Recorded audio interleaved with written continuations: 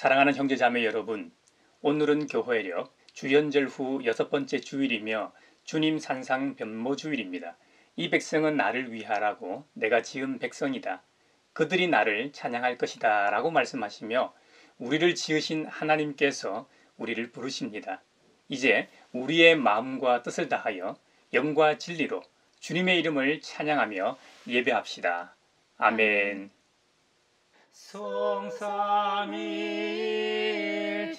성삼위일체께 한없는 찬송을 드립니다. 존귀한 주님을 영광 중배하고 영원히 모시게 하옵소서.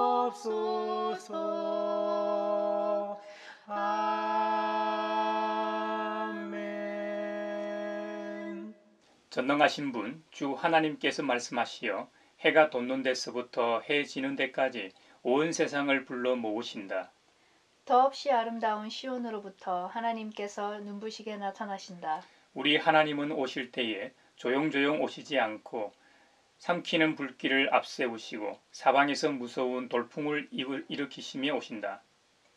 당신의 백성을 판단하시려고 위의 하늘과 아래의 땅을 증인으로 부르신다. 나를 믿는 성도들을 나에게로 불러 모아라.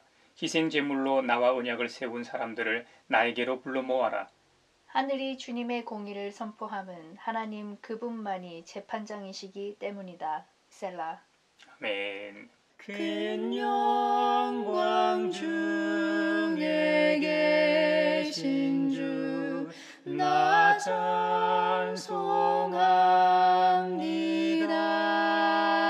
찬송합니다. 영원히 계신 주 이름 나 찬송합니다.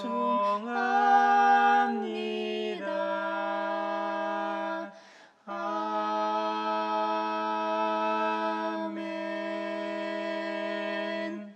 주님 안에서 한 식구된 형제자매 여러분, 지극히 높으시고 거룩하신 하나님 앞에 겸손히 엎드려 참 마음으로 우리의 죄를 자복하고 회개함으로써 새로운 말씀을 받읍시다. 용서하신다는 말씀을 의지하여 우리 죄를 고백하오니 용서하시는 하나님이시며 은혜로우시며 긍휼히 여기시며 덜이 노하시며 인자가 풍부하신 하나님, 우리 죄를 용서하시고 모든 불의에서 우리를 깨끗하게 해주시옵소서.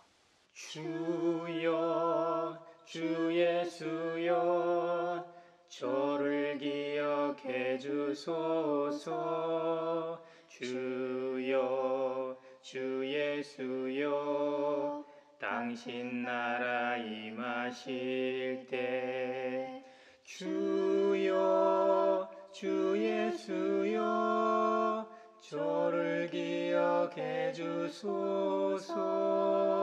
주여 주 예수여 당신 나라 임하실 때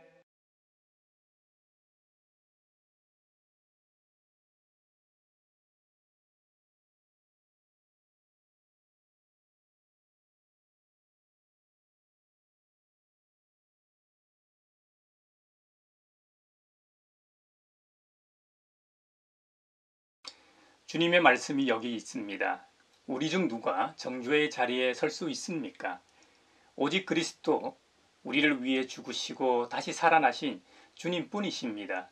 그 주님께서 이렇게 말씀하셨습니다. 나도 너를 정죄하지 아니하노니 가서 다시는 죄를 범하지 말라고 약속하신 우리 아버지 하나님께서 여러분의 죄를 용서하셨음을 주님의 이름으로 선언합니다. 아멘.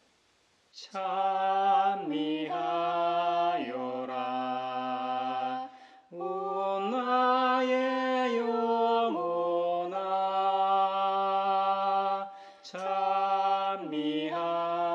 찬미하여라 거룩한 주 이름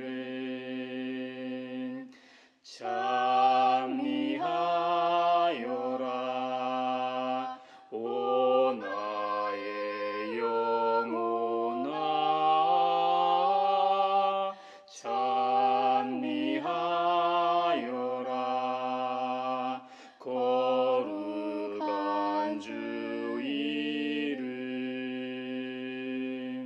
오늘 우리에게 주신 구약의 말씀은 열왕기하 2장 1절에서 12절입니다. 주님의 말씀을 경청하십시오. 주님께서 엘리야를 회오리 바람에 실어 하늘로 데리고 올라가실 때가 되니 엘리야가 엘리사를 데리고 길가를 떠났다. 길을 가다가 엘리야가 엘리사에게 말하였다. 나는 주님의 분부대로 베델로 가야 한다. 그러나 너는 여기에 남아 있거라. 그러나 엘리사는 주님께서 살아계심과 스승께서 살아계심을 두고 맹세합니다. 나는 결코 스승님을 떠나지 않겠습니다. 하고 말하였다. 그리하여 그들은 함께 베델까지 내려갔다. 베델에 살고 있는 예언자 수련생들이 엘리사에게 와서 물었다. 선생님의 스승을 주님께서 오늘 하늘로 데려가려고 하시는데 선생님께서는 알고 계십니까? 엘리사가 말하였다. 나도 알고 있으니 조용히 하시오. 엘리야가 엘리사에게 말하였다. 나는 주님의 분부대로 여리고로 가야 한다. 그러나 너는 여기에 남아 있거라. 그러나 엘리사는 주님께서 살아계심과 스승께서 살아계심을 두고 맹세합니다. 나는 결코 스승님을 떠나지 않겠습니다. 하고 말하였다. 그리하여 그들은 함께 여리고로 갔다. 여리고에 살고 있는 예언자 수련생들이 엘리사에게 와서 물었다.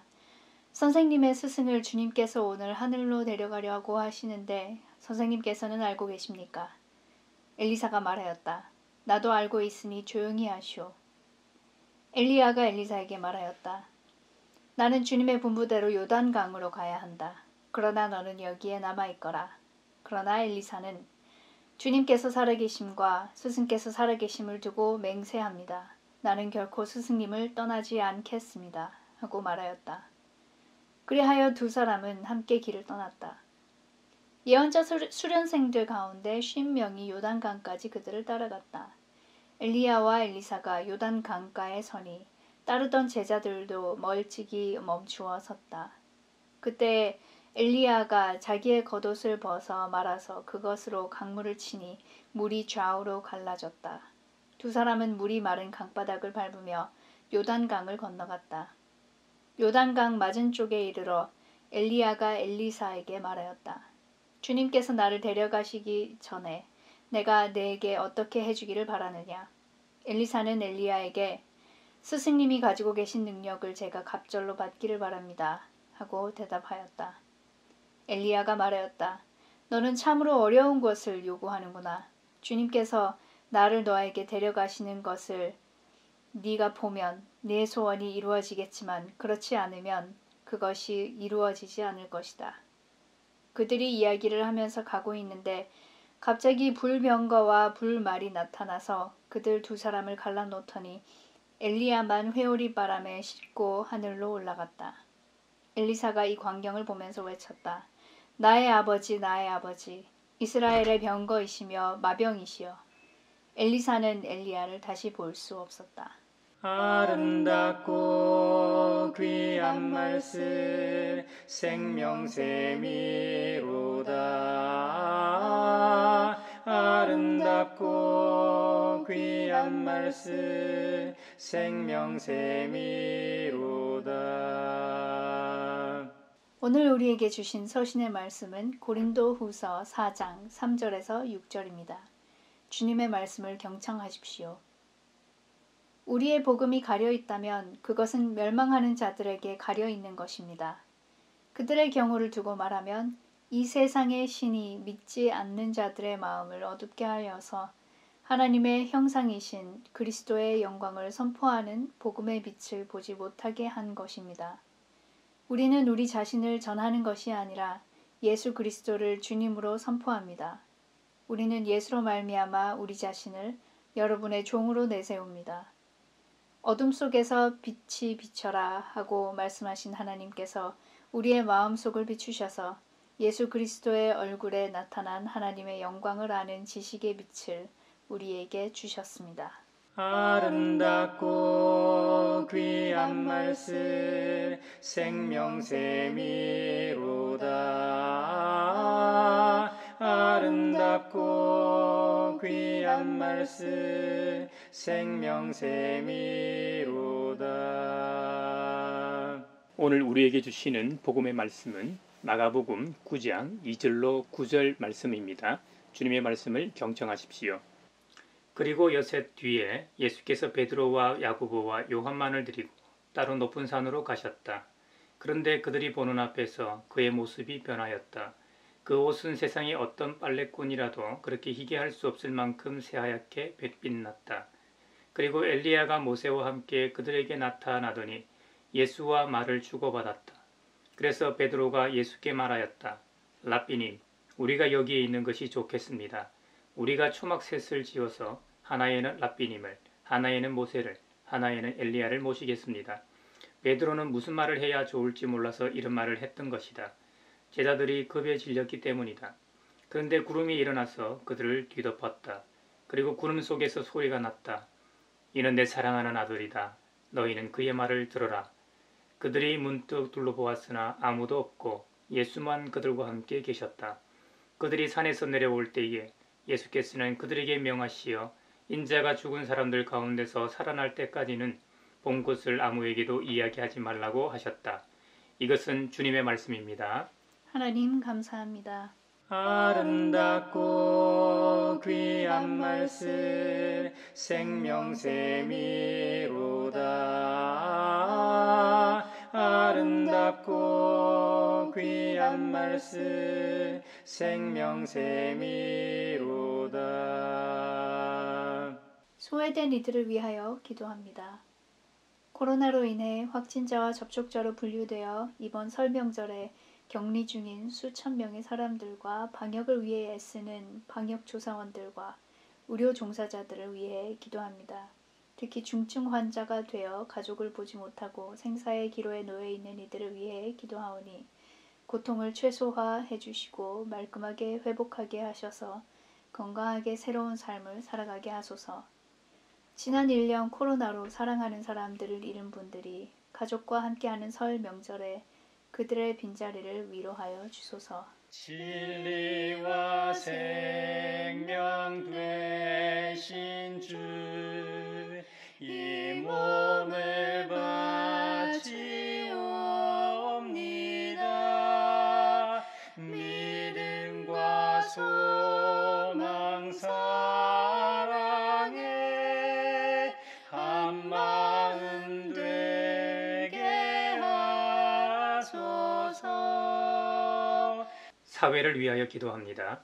거제시의 자연생태학습장과 관광지 활용을 목적으로 산촌 습지생태공원이 철새에 대한 배려가 다소 부족했다는 지적이 있습니다.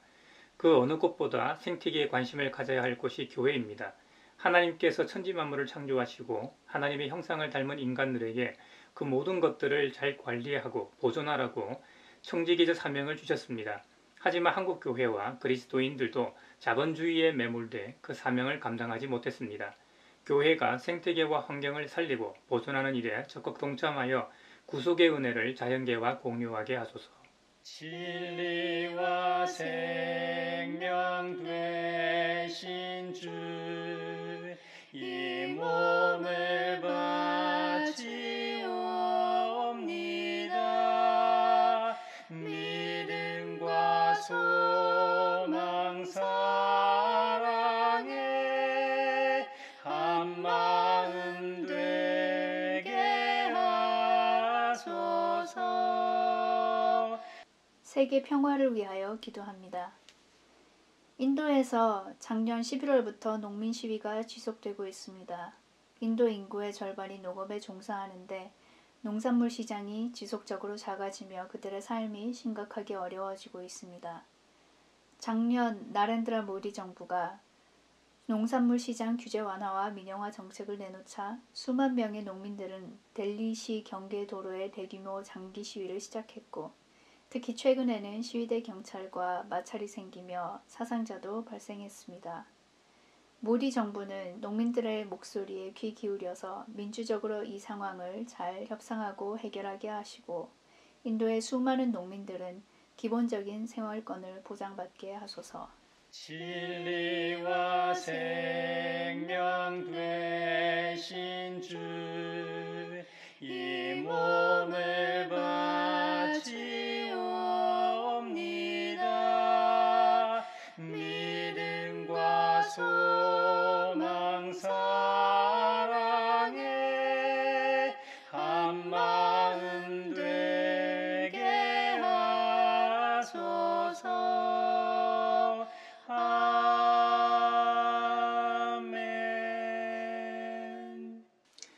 베드로가 왜 초막셋을 짓고 산에서 살자고 했을까요? 여러분이 그 자리에 있었다고 한번 생각해 보십시오. 얼마나 꿈같은 일이 그 자리에서 벌어졌길래 그랬을까요? 얼마나 놀라운 체험이 있었길래 그것이 계속 연장되기를 원했던 걸까요? 종교에는 인간이 일상적으로 체험하지 못하는 것을 추구하려는 마음이 있습니다. 우리가 왜 그 유명한 기도원을 찾습니까? 요즘은 기도원이 사양세이긴 합니다만 예전에는 정말 기도원이 미어 터졌었죠. 그건 일상적으로 체험하지 못하는 치유, 기도응답, 안수기도 등 신비한 체험 때문일 겁니다. 그러나 하나님을 믿는 참된 신앙은 일상적이지 않은 체험을 연장하는 데서 그치지 않습니다. 진정한 신앙의 가치는 일상생활에서 우리의 신앙을 이어가는 것입니다. 만약 그런 신비한 일이 신앙의 핵심이라면 예수님은 그 산을 내려오시지 않았을 겁니다. 그러나 예수님은 어떻게 하셨습니까? 그 변화산에서 내려오셨습니다. 일상생활 속으로 다시 오셨습니다. 일상생활하는 사람들 속으로 들어가셨습니다. 심지어 육신의 장막을 입고 있는 모든 사람이 경험하는 죽음까지 맛보셨습니다. 예수님께서 올라가신 높은 산이 어디인지는 정확히 알 수 없지만 우리는 그곳을 예수님께서 영광스러운 모습으로 변모하였다고 하여 변화산이라고 부릅니다. 이 변화산 사건은 예수님의 갈릴리 후기 사역을 보도하는 마가복음 6장에서 9장의 뒷부분에 속합니다. 그 변화산에는 12제자들을 다 데리고 가신 게 아니라 베드로, 야고보, 요한 세 제자만 데리고 가셨습니다. 그런데 그들이 보는 앞에서 주님의 모습이 변하였습니다. 그 변모하신 모습을 마가복음 9장에서는 이렇게 표현합니다. 그 옷은 세상의 어떤 빨래꾼이라도 그렇게 희게 할 수 없을 만큼 새하얗게 빛났다라고 기록합니다. 이 세상에서 이렇게 하얀색은 본 적이 없을 정도로 빛났다는 말입니다. 빨래꾼에 대한 비유가 나오는데요. 요즘은 온갖 물건을 세탁하는 전문 세탁업체들이 참 많습니다. 예수님 당시에도 로마 제국에서 성행했던 전문 세탁업자들이 있었다고 합니다. 그들은 매우 능숙하게 빨래하며 표백하는 이 전문가들이었죠. 그 전문가들이라도 불가능한 차원이라는 것을 강조하기 위한 표현일 겁니다. 새하얗게 빛났다라는 표현은 이 원어상 단어인 스틸보를 사용합니다. 신약 성경에서 여기 한 번 유일하게 사용된 단어인데요. 금속이 잘 닦여 번쩍거리는 것처럼 눈부실 때, 그리고 물이 빛에 찬란하게 빛날 때와 같이 아름다운 광채, 환하게 아름답게 눈이 부신 광의를 가리킵니다. 그것은 아마도 성자 하나님이신 예수님께 내재하고 있던 충만한 신성의 표출로 인한 빛으로 보입니다. 그리고 분명히 주님이 혼자 계셨는데 두 사람이 더 있었다고 증언합니다. 그 두 사람은 제자들이 율법과 랍비들로부터 들었던 위대한 인물들이었습니다. 바로 구약의 엘리야와 모세가 함께 있었다고 증언합니다. 그 광경을 보고 다혈질인 베드로가 무슨 말을 해야 할지 좋을지도 몰라서 예수님께 말을 겁니다. 랍비님, 우리가 여기에 있는 것이 좋겠습니다. 우리가 초막셋을 지어서 하나에는 랍비님을, 하나에는 모세를, 하나에는 엘리야를 모시겠습니다. 랍비라는 단어는 신약 성경에 15번 나오는 단어인데 복음서에서만 볼 수 있는 칭호입니다. 나의 큰 분이라는 의미의 히브리어 랍비를 헬라어로 음역한 말입니다.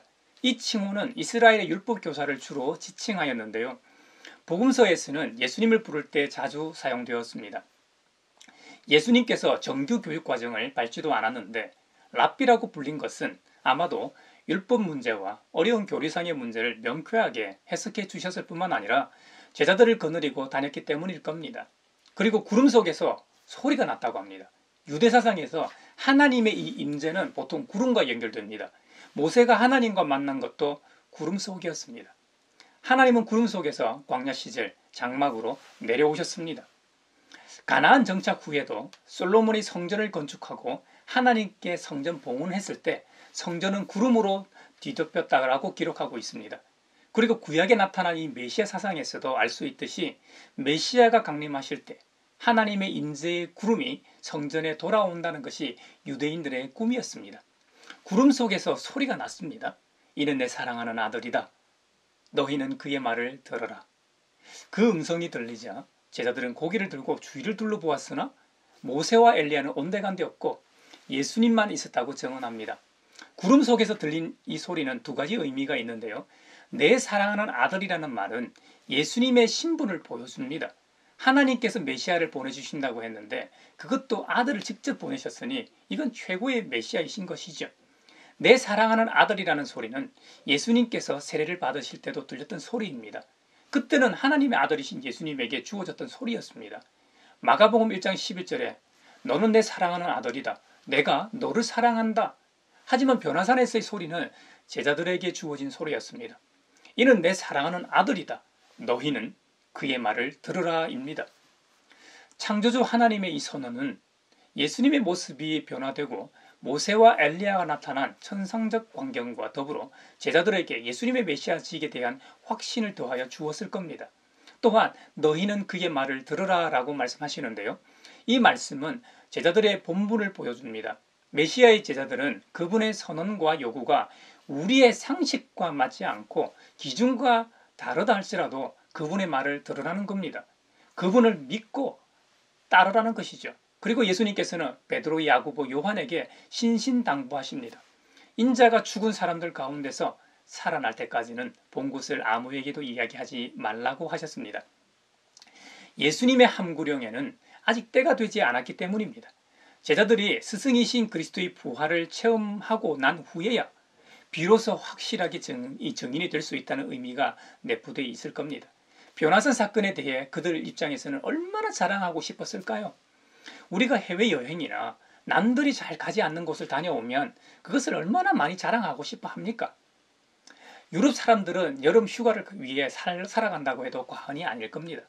그들은 휴가를 다녀온 후 한 달 정도 자기네들이 다녀온 경험담을 서로에게 나눈다고 합니다. 이처럼 제자들도 입이 근질근질했을 겁니다. 하지만 이러한 자랑은 복음에 아무 도움도 되지 않습니다. 그래서 예수님께서는 때를 기다렸다. 십자가의 순환과 영광된 부활의 체험을 통해 오늘 이 일에 대해 증거하라는 것이죠.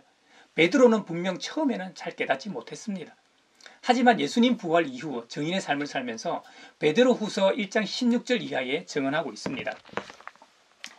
우리가 여러분에게 우리 주 예수 그리스도의 권능과 재림을 알려드린 것은 교묘하게 꾸민 신화를 따라서 한 것이 아닙니다. 우리는 그의 위엄을 눈으로 본 사람들입니다. 더없이 영광스러운 분께서 그에게 말씀하시기를 이는 내 사랑하는 아들이요 내가 좋아하는 아들이다 하실 때에 그는 하나님 아버지께로부터 존귀와 영광을 받았습니다. 우리가 그 거룩한 산에서 그분과 함께 있을 때에 우리는 이 말소리가 하늘로부터 들려오는 것을 들었습니다. 베드로가 증언하는 것처럼 변화산에서의 사건은 우리에게 무엇을 말하고자 하는가? 먼저 하나님 나라를 보여주는 예라고 하겠습니다. 엘리야는 수백 년 전 인물이고 모세는 1000년도 더 된 인물입니다. 그 위대한 지도자와 선지자가 제자들의 눈앞에 나타났습니다. 모세는 이스라엘 민족의 가장 위대한 율법 수요자로서 율법을 대표하는 인물이었습니다. 엘리야는 최초의 가장 위대한 선지자였습니다. 사람들은 엘리야를 회고할 때면 항상 그를 하나님의 음성으로 하나님의 말씀을 사람들에게 전한 예언자로 생각하였습니다. 이 두 사람은 유대인들에게 있어서 매우 특별한 인물입니다. 종말론적인 인물들로 간주되어 왔습니다. 모세와 엘리야가 함께 나타났다는 것은 예수님의 메시아적 지위를 확고히 하는 사건이었던 것이죠. 무엇보다 하나님의 말씀을 기록하고 전했던 그들이 다시 나타났다는 것은 하나님 나라가 실존한다는 것을 보여줍니다. 하나님도 안 계시고 그 나라도 없다면 그들도 존재하지 못했을 겁니다. 그들도 죽은 이후 완전히 사라졌겠죠. 하나님 나라가 존재하기에 그 나라의 백성인 모세와 엘리야도 실존할 수 있었던 것이죠. 변화사 사건 이전인 마가복음 8장 29절에는 예수님의 메시아 되심에 대한 이 베드로의 신앙 고백이 나옵니다. 주는 그리스도시요 살아계신 하나님의 아들이십니다 하는 이 베드로의 신앙 고백을 성부 하나님께서 이곳 변화산에서 직접 확인해 주십니다. 동시에 하나님 나라에서 중요한 예수님의 구속 사역이 구약 율법과 예언의 성취임을 모세와 엘리야가 등장함으로 보여줍니다. 베드로, 야고보, 요한은 처음으로 하나님 나라의 내적 실제를 보았습니다. 현미경이 나오기 전에는 이 미생물의 세계를 정확히 몰랐습니다. 요즘 코로나로 전 세계가 팬데믹 상황입니다. 그래서 과학자들은 현미경을 통해 그 바이러스를 들여다보고 연구합니다. 또 다른 변이 바이러스가 발견된 것도 이런 초미니 세계를 들여다볼 수 있는 현미경이라 하는 장비 덕분입니다. 우리의 육안으로는 도저히 볼 수 없지만 보조 장비를 통해서 잠시이긴 하지만 다른 차원의 실제를 들여다보고 경이로워하게 됩니다. 이후로는 만사가 달라 보입니다. 이 변화산에서 일어난 일도 마찬가지입니다. 이 팔레스타인 지역에서의 이 높은 산은 헐몬산과 갈릴리 중앙이라면 다볼산일 가능성이 높지만 그 변화산이 정확하게 어떤 산인지는 알 수 없습니다. 죽었던 모세와 엘리야가 그 산에 나타나 예수님과 대화를 나눈 것의 의미를 잘 보여주는 구절이 마태복음 5장 17절입니다. 내가 율법이나 예언자들의 말을 폐하러 온 줄로 생각하지 말아라. 폐하러 온 것이 아니라 완성하러 왔다. 아멘. 율법과 예언자들을 대표하는 모세와 엘리야가 예수님과 대화를 했다는 것은 율법이나 예언의 종언이 아니라 그것을 성취하신 분이 우리 예수님이시고 그것을 완성하신 오신 분이 우리 예수님이시라는 의미가 됩니다. 예수님을 배척했던 종교 지도자들이 그렇게 많이 인용했던 구약의 율법, 예언자들의 말씀과 예수님 자신의 가르침이 복음과는 결단코 모순이 없음을 입증하는 장면이라 하겠습니다. 하나님 나라를 온전히 보여주신 분이 예수님이심을 보여주는 직접적인 증거라 하겠습니다. 제자들이 그 특권을 누렸던 것이죠. 저와 여러분도 그리스도인으로서 예수님을 통해 하나님 나라를 보는 그 특권을 누리길 바랍니다. 변화산에서의 사건은 우리에게 무엇을 말하고자 하는가? 두 번째로 예수님이 어떤 분이신지 다시 한번 확인하는 자리였다는 겁니다. 야고보와 이 요한의 경우는 경우와는 달리 베드로의 경우는 자기 가족을 고치신 사건을 통해 예수님에 대해 전적인 신뢰를 갖고 있었을 겁니다. 예수님께서 제자들을 부르신 이후 하나님 나라의 일과 복음을 수도 없이 전했을 겁니다. 때로는 그 말씀이 이 세상의 권력자들이나 종교 지도자들이 말하는 내용과는 비교할 수 없을 만큼 놀라운 내용일 때도 있었고 또 무슨 말씀인지 도무지 알아들을 수 없는 내용일 때도 있었을 겁니다. 하지만 그분의 하시는 사역들, 특히 수많은 병자들을 고치신 일들은 제자들이 예수님을 떠나지 못하고 붙어 있게 한 이유들일 겁니다. 한 번은 예수님을 따라 수만에 이르는 사람들이 들에서 말씀을 들었습니다.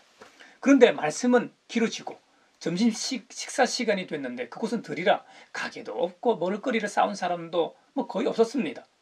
그때 물고기 2마리와 떡 5개로 장정만 5,000명이 먹고 12광줄이나 남았던 일은 조선시대 구율미를 나누는 현장에선 나눔 봉사를 하고 있던 사람들처럼 제자들은 너무나 신기했을 겁니다.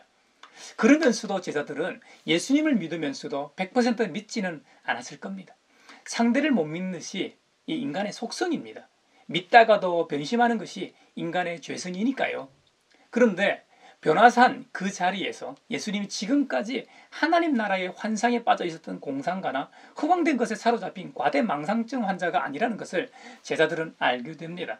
사실 이 변화산 사건이 있기 전에 앞장인 8장 31절에 보면 예수님께서 제자들에게 이렇게 말씀하십니다. 인자가 반드시 많은 고난을 받고 장로들과 대제사장들과 율법학자들에게 배척을 받아 죽임을 당하고 나서 사흘 후에 살아나야 한다는 것을 가르치셨다라고 기록합니다.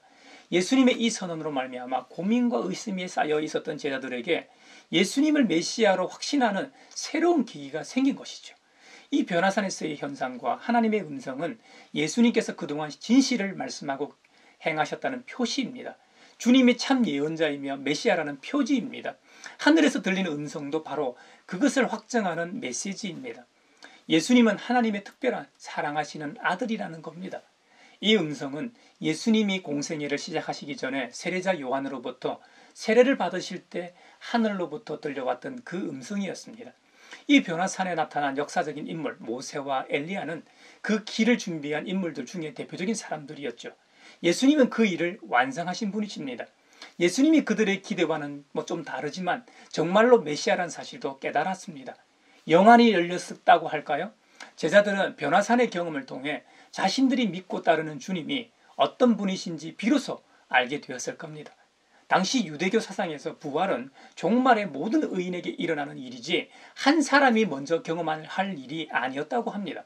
그런데 흥미롭게도 예수님께서는 제자들에게 인자가 죽은 사람들 가운데서 살아날 때까지는 본 것을 아무에게도 이야기하지 말라고 명하셨습니다. 예수님께서 십자가에서 죽으시고 말씀하신 대로 다시 살아났을 때 제자들은 믿지 않았습니다. 그 모습을 볼 때 변화산에서 인자가 죽은 사람들 가운데서 살아난다고 말씀하셨을 때도 제자들은 분명히 그 말의 의미를 알아듣지 못했을 겁니다. 그냥 한쪽 귀로 듣고 한쪽 귀로 흘렸을 겁니다. 예수님이 하신 이 수많은 말씀처럼 이 말씀 역시 실제로 그 사건이 일어날 때까지는 이해할 수 없는 수수께끼 같은 것이었습니다. 주님께서 말씀하신 인자의 죽음과 부활에 대해서는 주님께서 부활하신 후 40일 동안 함께 지내며 알게 됩니다. 하나님 나라에 대해 말씀을 들으면서 공생의 3년 동안 말씀하신 내용의 진정한 의미를 깨달아 갔을 겁니다. 흩어져 있던 구슬들이 하나씩 연결되어 완성되듯이 그 의미를 제대로 알게 되었을 겁니다. 지금 하늘이 열리고 하나님의 임재의 상징인 구름이 우리를 덮고 그 속에서 음성이 들려오지는 않습니다. 성지순례를 좋아하는 인간들로서는 변화산의 위치를 정확히 몰라 찾아갈 수도 없습니다. 하지만 우리에게는 변화산의 음성처럼 하나님의 말씀인 이 성경이 들려져 있습니다. 우리는 이 성경을 통해 예수님이 어떤 분이신지 알 수 있습니다. 이 성경만이 우리를 진리의 길로 인도하는 나침반이 됩니다. 이 성경을 가까이 함으로 우리 주님을 바르게 알아가는 저와 여러분이 되시길 바랍니다. 변화산에서의 사건은 우리에게 무엇을 말하고자 하는가? 세 번째로 현세 너머에는 영원한 세계가 있음을 보여줍니다. 엘리야가 모세와 함께 제자들 앞에 나타났습니다. 이것은 우리에게 사후 세계와 관련하여 매우 중요한 가르침을 줍니다. 모세와 엘리야는 어느 시대 인물들입니까? 지금으로부터 치면 3000년 전의 인물들입니다. 예수님 당시로 치면 엘리야는 900년 전이고 모세는 1500년 전 사람입니다. 흙에서 와서 흙으로 돌아간 지 너무 오래된 조상들입니다. 그런데 그들이 나타나 그것도 스승이신 예수님과 인격적으로 대화를 나누고 있습니다. 이들은 귀신이 아닙니다. 이것은 육체의 죽음마저 초월하여 살아있다는 증거입니다. 열왕기하 2장에는 불의 선지자 엘리야의 제자인 엘리사의 여행으로 시작하여 여행으로 끝을 맺습니다. 불의 선지자 엘리야가 주님의 부르심을 받을 때가 되었습니다. 그래서 엘리야는 하나님의 지시대로 자신이 있던 길갈에서 베델로 그리고 여리고를 경유해 요단강으로 이동합니다. 사람들은 보통 불병거를 타고 하늘에 올라간 엘리야에 초점이 맞춰져 있지만 열왕기 기자의 관점에서는 엘리사가 과연 그의 스승 뒤를 이을 후계자가 맞는가 하는 것이었습니다. 잘 알려진 대로 엘리사는 그의 스승 엘리야에게 한 가지 소원을 구하죠. 스승이 가지고 있는 능력에 갑절을 받기를 원합니다.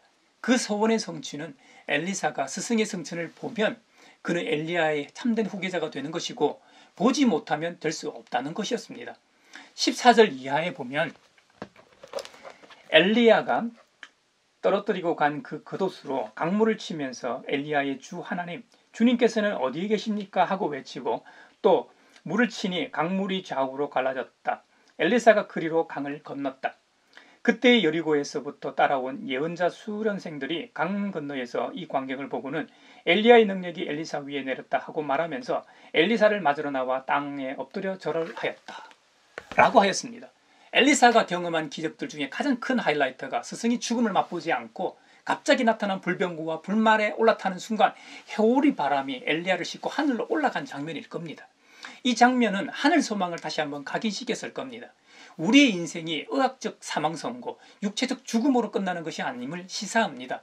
인간의 육체는 성경의 기록처럼 흙에서 와서 흙으로 돌아갑니다. 하지만 영은 그 영을 불어넣으신 하나님께로 돌아간다는 것을 보여줍니다.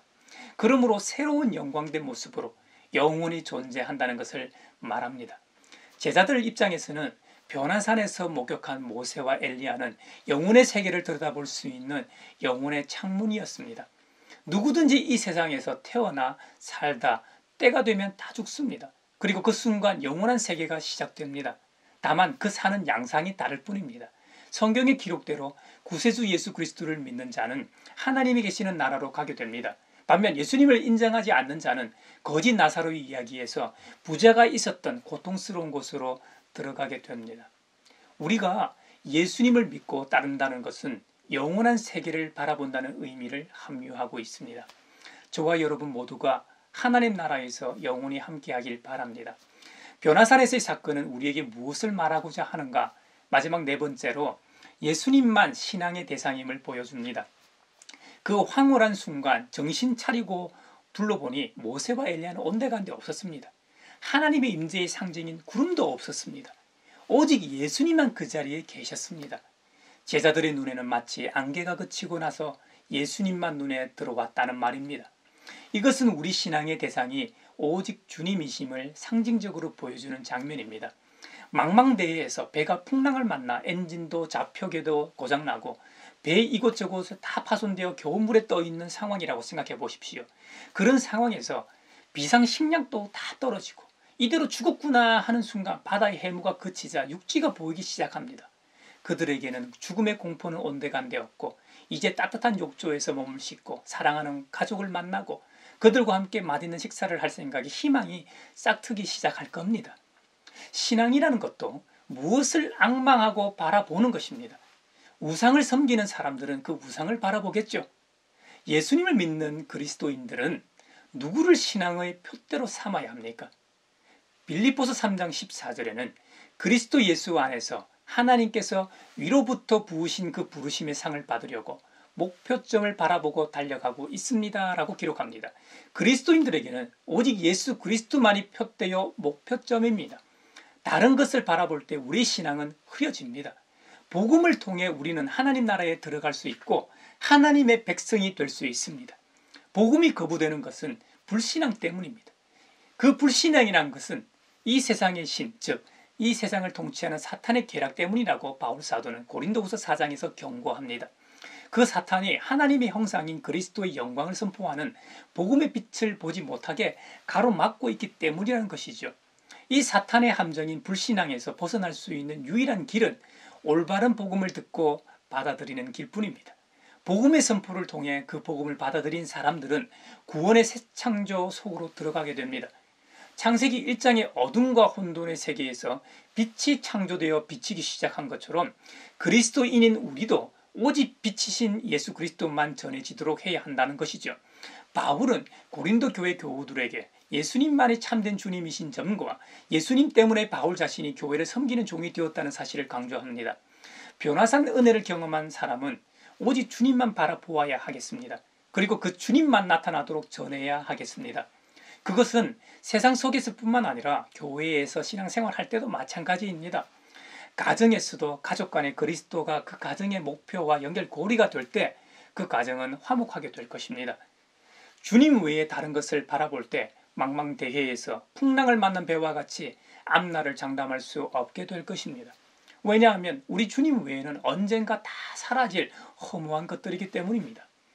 요한일서 2장 17절에서 이 세상도 사라지고 이 세상의 욕망도 사라지지만 하나님의 뜻을 행하는 사람은 영원히 남습니다 라고 기록합니다. 이 사도 요한의 증거처럼 이 세상도 세상의 욕망도 모두 다 사라짐을 명심하십시오. 오직 이 세상을 창조하신 하나님만이 유일하게 영원히 존재하십니다. 그러므로 하나님 아버지께서 우리에게 보내신 메시아 예수님만이 우리의 영원한 신앙의 대상임을 변화산 사건을 통해 교훈으로 얻을 수 있습니다. 이제 우리도 베드로처럼 주님의 증인의 삶을 살아야 하겠습니다. 시공간적으로 2000년 전에 있었던 그 변화산 현장에 있을 수는 없습니다. 하지만 우리는 계시의 말씀인 이 성경을 통해 그리고 우리가 예수님을 나의 구주, 나의 하나님으로 믿고 고백하게 하시는 성령님이 함께 하심으로 부활의 소망이신 예수님과 다시 오실 재림의 주님을 증거할 복을 누리고 또 기쁜 책무가 있습니다. 변화산에서 하나님 나라의 이 황홀경을 경험했던 제자들이 그 자리에서 초막셋을 짓고 살자고 했지만 우리는 은혜의 자리에다 초막을 짓지 말아야 합니다. 우리는 그 은혜를 안고 각자의 삶의 자리로 돌아가야 합니다. 현실 세계인 가정, 직장, 학교, 세상 속에서 우리가 경험했던 하나님 나라와 영혼의 세계 그리고 우리가 만났던 주님에 대해 나누어야 하겠습니다. 세상을 살다 보면 힘든 일이 분명히 발생합니다. 그때마다 우리는 신앙의 대상이신 주님만을 바라보며 붙잡으십시다. 이번 한 주간도 변화산을 경험하고 그 은혜의 경험을 나누는 저와 여러분이 되시기를 바랍니다.